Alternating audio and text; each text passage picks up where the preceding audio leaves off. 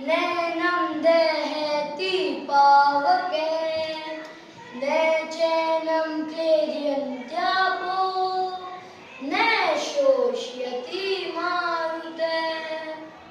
अर्थात यह श्लोक श्रीमद् भगवद गीता के दूसरे अध्याय का 23वां श्लोक है। इस श्लोक में भगवान श्री कृष्ण अर्जुन से कहते हैं कि शरीर नाशवान है पर आत्मा कभी नष्ट नहीं होती। शस्त्र, अग्नि, जल और वायु ये 4 भौतिक तत्व हैं जो केवल और केवल भौतिक शरीर को प्रभावित कर सकते हैं, लेकिन आत्मा को नहीं। आत्मा न ही कभी जन्म लेती है, न ही मरती है और न ही बदलती है। जिस प्रकार मनुष्य वस्त्र बदलता है उसी प्रकार आत्मा शरीर बदलती है, पर इसका स्वयं पर कोई प्रभाव नहीं होता। यह श्लोक मनुष्य के मृत्यु के भय को भी मुक्त कर देता है और यह श्लोक हमें आत्मा के अजर, अमर और तो शाश्वत होने की बात बताता है। यह श्लोक हमें यह भी बताता है कि मृत्यु तो सिर्फ इंसान के शरीर की होती है, न कि उसके अंदर आत्मा।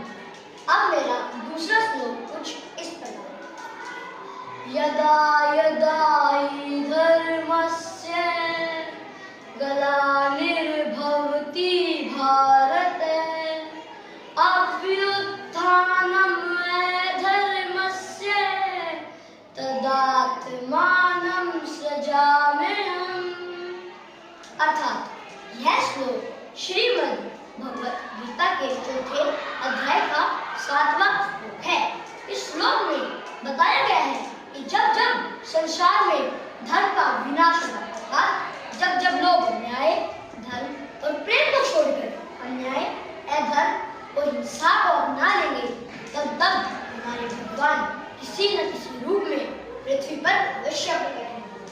यह परिवर्तन किसी बंधन के लिए नहीं बल्कि लोक कल्याण के लिए धर्म है।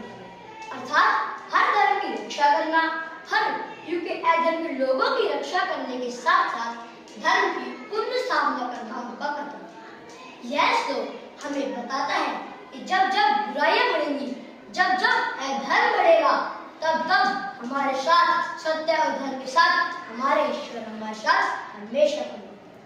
अब मेरा तीसरा और आखिरी श्लोक कुछ इस प्रकार। कर्मण्ये